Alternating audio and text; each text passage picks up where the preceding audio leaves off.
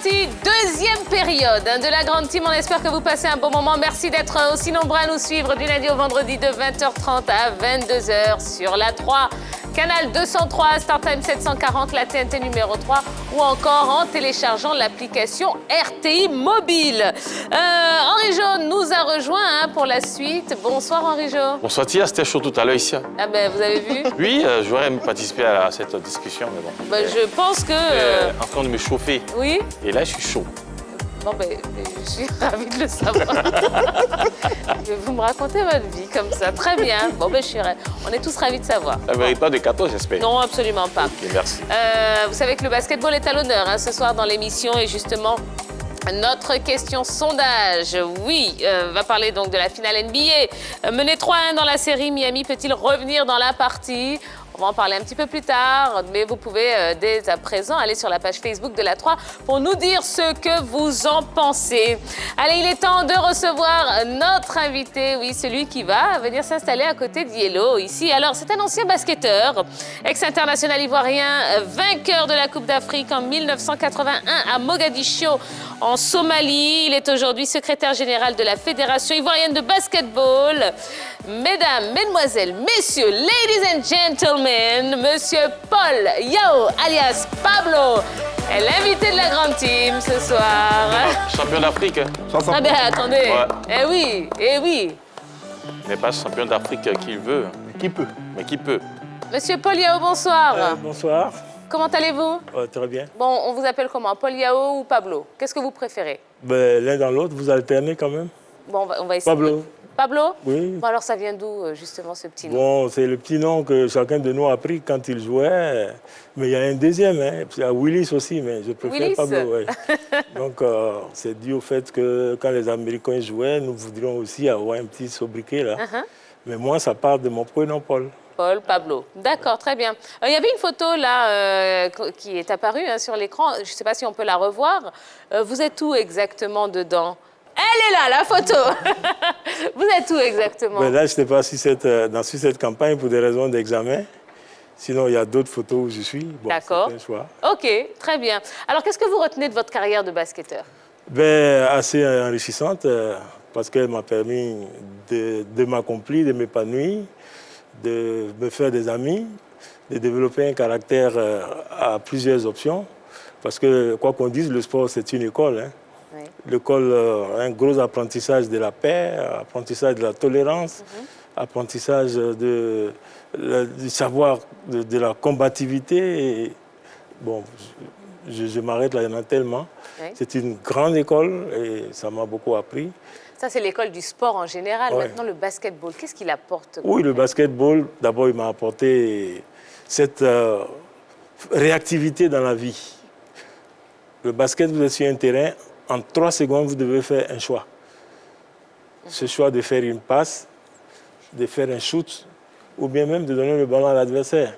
Aujourd'hui, dans la vie, en quelques secondes, vous avez à décider de votre avenir, de votre développement personnel, de tout ce que vous pouvez. Donc ça, c'est les effets du basket, ça.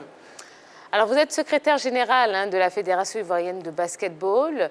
Quel regard est-ce que vous portez sur le basketball ivoirien aujourd'hui? Oui, le basketball est en plein essor, en plein redynamisme. Hein. Il a traversé des moments difficiles, mais depuis que nous sommes à la tâche, nous essayons de lui donner ce coup de jouvence-là pour qu'il puisse encore remplir les stades comme il a fait par le passé. Et le basketball aujourd'hui, il est en progrès. Il est en progrès. Mais comment vous expliquez justement cette perte de vitesse, cette perte d'engouement qu'il y a eu pendant quelques années de la part du public ivoirien? Comme on est un sportif et tu me veux voir, bon. Non, mais oui, mais voilà, sur le plateau, c'est mieux de vous voyez. Civilité oblige. Voilà. Okay. Bon, ben, le basketball, quoi qu'on dise, à un moment donné, il y a eu des hauts et des bas. Il y a eu toute une génération, celle qu'on pourrait appeler la génération dorée. C'est des Djadji, des Dié, de Bilé, de moi, de Maïga et tout le reste. Je ne peux pas citer tout le monde. Parce que des jeunes avaient envie de prouver. Et puis, juste après, il y a eu le creux de la vague. Bon, coup-ci, coup-ça, après 85, on est tombé dans un peu un genre tiers-d'heure. Oui. Et vers 92-2000, il a essayé de rebondir, mais il n'a pas pu. Et nous sommes en train de mettre aujourd'hui le boucher double pour qu'il soit sur un des meilleurs podiums. Il a été, à la saison dernière, il était à la Coupe du Monde, mais malheureusement, on a fait pied de figure. On était dernier. Hein. Oui, bon, Vous suiviez ça, oui. on a suivi, Mais, bon, mais c'est déjà, des choses qui arrivent. C'est l'expérience qu'il faut mais retenir. on n'est pas à la Coupe du Monde qui veut. Mais absolument. Oui, quand même. Vous êtes invité au banquet des grands. C'est un honneur. Même si vous cassez des assiettes et vous renversez tout là-bas quand même. Mais néanmoins, on est allé apprendre. La Coupe du Monde, c'était déjà une très belle expérience. C'est la deuxième Coupe du Monde à laquelle le basketball ivoirien se hisse quand même. Alors, c'est vrai que, allez, on va prendre dans les années 2010-2013, il y a eu aussi une belle génération qui a été vice-championne d'Afrique. Ouais. Pourtant, on voit que les joueurs ivoiriens ont du mal à aller jouer en NBA. Comment est-ce que vous expliquez ça aujourd'hui? Pour jouer en NBA, il faut des dispositions particulières. Hein. En NBA, d'abord, il faut avoir un physique qui répond. Il faut avoir toutes ces compétences et ces qualités techniques aussi qui collent avec. Mais surtout, il y a aussi les niveaux intellectuels. Parce que pour être drafté, il faut partir d'une école, d'un bon lycée, entre guillemets, pour passer à une bonne université qui vous permet de vous exprimer en faisant la publicité de l'université. Vous jouez et puis vous gagnez beaucoup d'argent. Mais pourtant, le Sénégal le fait bien. Il y a pas mal de joueurs sénégalais en NBA. Le Nigeria aussi a pas mal de représentants. Donc, qu'est-ce qu'il manque aujourd'hui ici à la Côte d'Ivoire pour pouvoir prétendre à envoyer quand même un maximum de joueurs en NBA? Bonne question. Hein. Donc, nous sommes en train de travailler parce qu'il faut faire une bonne détection à la base et puis amener les joueurs à croire en eux. Parce qu'aujourd'hui, on se rend compte que ce que nous retrouvons sur le plateau, c'est des gens qui jouent juste pour avoir des miettes. L'ambition derrière n'est pas très, très affirmée. Le Sénégal, c'est une vieille nation de basket. Ensuite, le Nigeria. Mais nous aussi, nous avons eu 2 ou 3 qui pouvaient passer en NBA. Nous avons Lamizana, malheureusement, qui n'a pas pu. Et en ce moment... Hervé Lamizana, oui. Hervé Lamizana. En ce moment, on a un tout jeune là, mais... On dit qu'il est potentiel pour la NBA, mais je reste encore très sceptique parce que... C'est qui? Bon, je préfère ne pas dévoiler le nom pour ne pas... Voilà, donc lui, bon, il faut qu'il fasse ses classes. D'abord, hein, se faire drafter comme il se doit. Oui. Et puis, naturellement, faire l'épreuve. Hein. D'accord. Voilà. Alors, le basketball a été, comme tous les sports, hein, touché par la Covid-19. Comment est-ce que vous avez géré cette situation de crise sanitaire? Oui, ça a été difficile, en ce sens que ça nous a permis juste de dérouler dans notre programme que 2 journées. Et durant ces 2 journées, et quand la crise s'est installée, nous n'avons pas chômé. Nous avons mené pas mal d'activités connexes là. Oui. On a fait du social pour assister toutes les équipes. On a aussi fait de la détection. On a trouvé de nombreux jeunes que de rester dans le confinement à ne rien faire. Nous avons fait ce qu'on a appelé la FIBB Skills. Ils sont venus nombreux et parmi eux, on a pu détecter déjà 52 bons athlètes compétitifs. Je dirais même dire que c'est la bonne graine pour la relève, quoi. Est-ce que pendant cette période, vous avez apporté quand même un soutien au club ou pas? Oui, soutien matériel. On a apporté... Ah non, mais... On a apporté du riz, on a apporté de quoi subsister. Ah, mais c'est important. Et puis, on a apporté aussi à quelques-uns quelques appuis financiers, mais ça, c'était sur les ressources modestes de la fédération avec ces quelques partenaires. Mais nous n'avions pas les moyens à grande échelle de distribuer autant d'argent quand même. Bon, vous savez que quand on vient sur le plateau de la grande team, hein, on ne garde pas les choses secrètes très longtemps. Ouais. Hein. Est-ce que vous parliez tout à l'heure du jeune là, dont vous ne vouliez pas dire le nom? C'est Aboubacar Traoré? Oui. Bon. C'est lui? Ça vient de toi. Vous ne dites pas non en tout cas. Oui. Ah, c'est lui. Bon, ben voilà. Aboubacar Traoré, mesdames et messieurs. C'est moi qui l'ai dit. Hein. Bon, Allez, nous recevons sur le plateau de la Grande Team le secrétaire général de la Fédération ivoirienne de basketball. Si vous avez des questions à lui poser, eh bien, faites-le, oui, en allant sur la page Facebook de la 3. Il est là pour passer un petit moment en notre compagnie et j'ose espérer qu'il se fera un plaisir d'y répondre, n'est-ce pas? Je suis très heureux de partager ce plateau avec vous. Hein. Eh bien, le plaisir est partagé. Allez, on va tout de suite passer à l'actu de ce soir.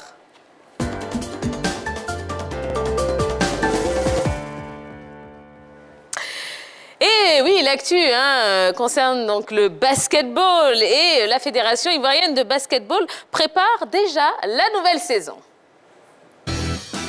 Le 15 septembre dernier, la Fédération ivoirienne de basketball proclamait la fin des activités fédérales pour le compte de l'année 2020.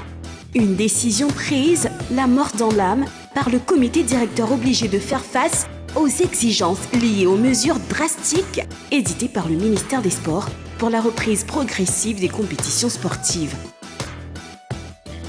Pour en maîtriser les contours en vue d'une pratique saine du basket qui prenne en compte la préservation de la santé des athlètes et des encadreurs, la FIBB a pris la décision de lancer un tournoi fédéral pratiquement un mois après avoir fermé les portes de ces compétitions. Un revirement que la FIBB a expliqué par sa volonté de préparer la saison 2021 dans les meilleures conditions. Pour ce tournoi test, 8 équipes ont accepté d'accompagner le projet qui se tiendra les 10 et 11 octobre prochains au Palais des Sports. Loin d'être des cobayes, l'ABC, le CSA Treichville, le COE, Biafra, NCA et UE3A ont répondu à l'appel de la FIBB pour servir de rampe de relance du basketball national, malgré la menace Covid-19. Alors, Monsieur Paul Yao, vous êtes donc secrétaire général de la Fédération ivoirienne de basketball, mais ce soir, c'est plutôt en tant que, je dirais, commissaire général du tournoi fédéral, qui se déroulera donc les 10 et 11 octobre prochains, qu'on vous reçoit. Alors, comment s'est fait le choix des équipes qui participeront à ce tournoi? Initialement, on a choisi les 4 meilleurs, les équipes les mieux classées. D'abord dans les 2 journées qui a eu lieu, puis surtout sur le ranking de championnat de la saison passée. Donc, le champion en dames, en hommes, et puis suivi du 2e et du 3e. Bon, c'est sur cette base-là, les meilleurs. Mais malheureusement, en cours de route, il y a certaines équipes, pour des raisons purement techniques, qui ont désisté et se sont fait remplacer. C'est pourquoi on a trouvé 2 équipes au niveau des hommes qui n'étaient pas dans le grand classement, mais quand même que nous avons fait inviter pour donner un peu plus de spectacle. Voilà, c'est ainsi qu'on a eu COE, on a Biafra, qui viennent s'adjoindre à l'ABC et au CSA au niveau des hommes. Et au niveau des dames, nous avons ABC, CSA, NCA, et puis suivi des unités d'élite. Tout à fait. Ouais. Alors, sur la page officielle de la Fédération, on avait lu que ce tournoi se déroulerait sous forme de championnat. Et puis finalement, à la dernière minute, on a appris que ce serait juste des demi-finales. Qu'est-ce qui explique ce changement? Bon, vous connaissez l'atmosphère aujourd'hui liée à l'ambiance politique. À la dernière minute, il y a un meeting qui a lieu le vendredi. Donc du coup, on est plus ou moins handicapé d'une journée. Et nous avons préféré directement aller aux compétitions par confrontation pour les demi-finales. D'accord, ok.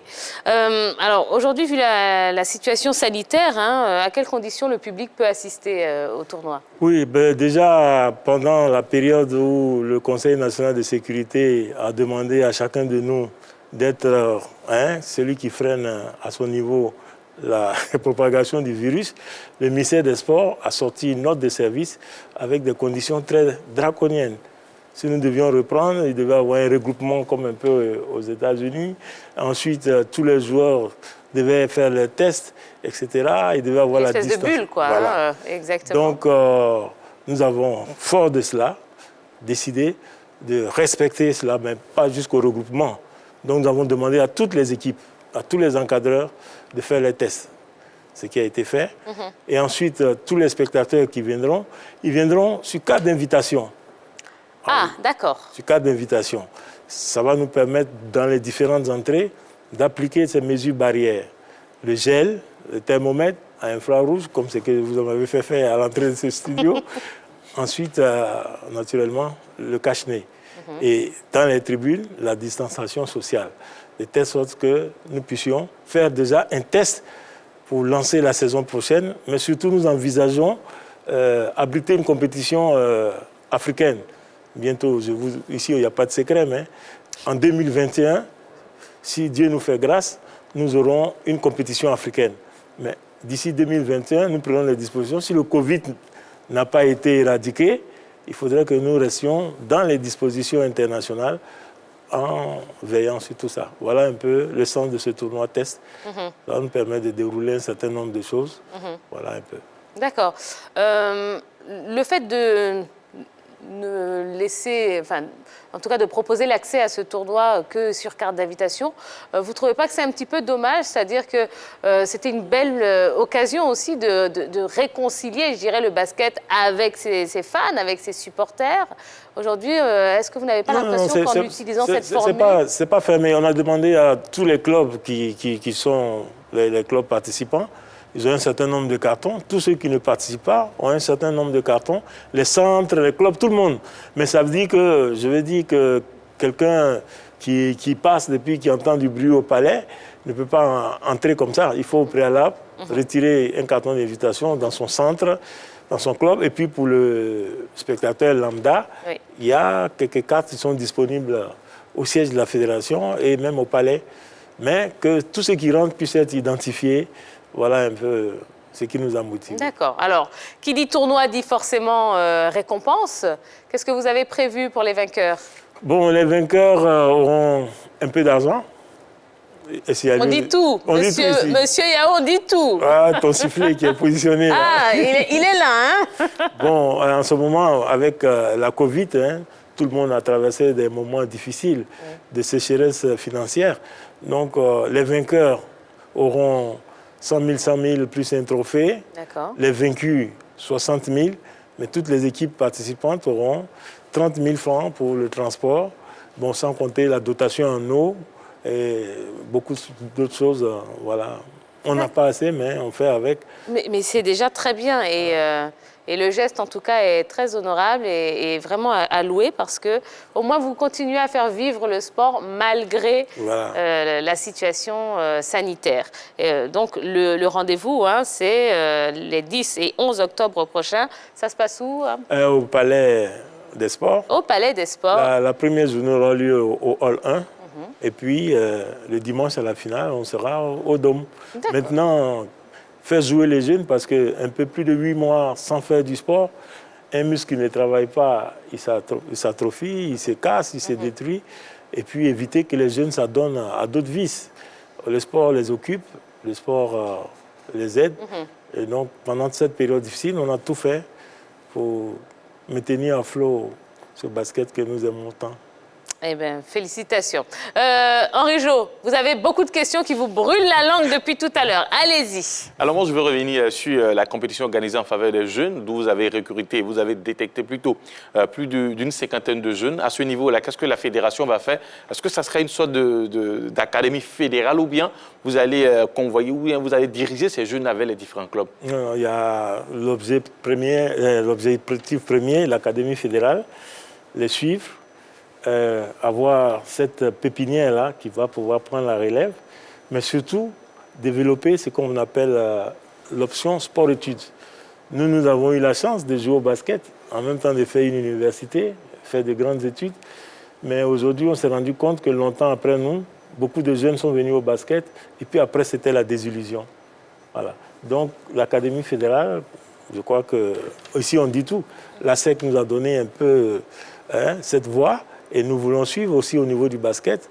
En ce moment, nous sommes en train de rechercher un terrain peut-être de 10, 15, 20 hectares où on pourra loger internat, école, terrain de basket pour que ces jeunes-là, demain, formés comme il se doit et de bons techniciens, peuvent monnayer leurs talents à l'étranger s'ils veulent rester dans les clubs.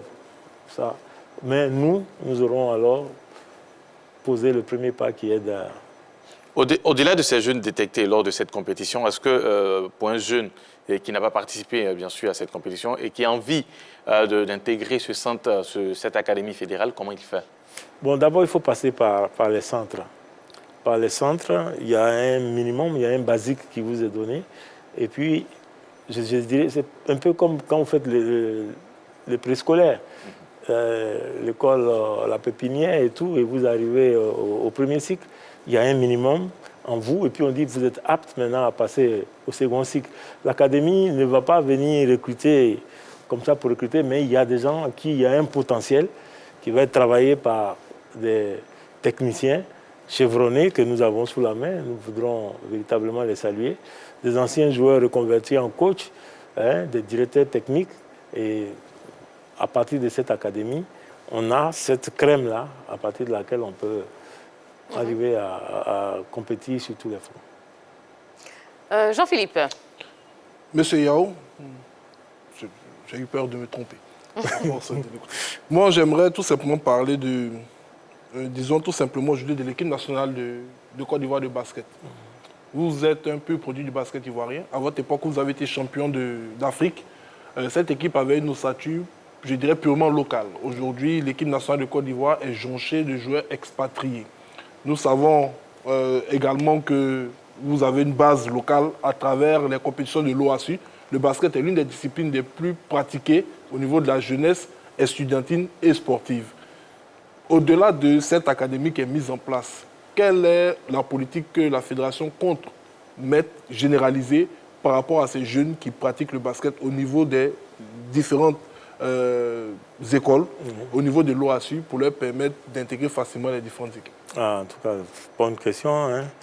Effectivement, de notre temps, nous avons été des viviers de l'OASU. Et l'OASU, la transition était toute faite pour arriver dans les équipes d'élite, dans l'équipe nationale, etc. Mais au bout d'un moment, l'OASU, je ne dirais pas qu'elle est morte de sa belle mort, mais l'OASU s'est essoufflée. Et aujourd'hui, il y a du talent, il y a des talents, mais ces talents-là, aux normes actuelles, tout à l'heure, elle nous disait qu'au Nigeria, au Sénégal, et je vais même à côté de nous, aujourd'hui au Mali, il y a une politique du basket qui a été mise en place. Les jeunes du Mali sont à toutes les finales de compétitions internationales. Le dernier palier où ils peuvent se souffler, c'est la demi-finale. Ils ont même joué une finale. Tout simplement, c'est une politique qui est mise en route parce que certains dirigeants, amoureux du basketball, ont copié ce que nous avons mis en place ici, que nous n'avons pas su développer. Donc, au plan local, il y a du potentiel, mais ce potentiel n'est pas aguerri pour aller affronter des grandes nations.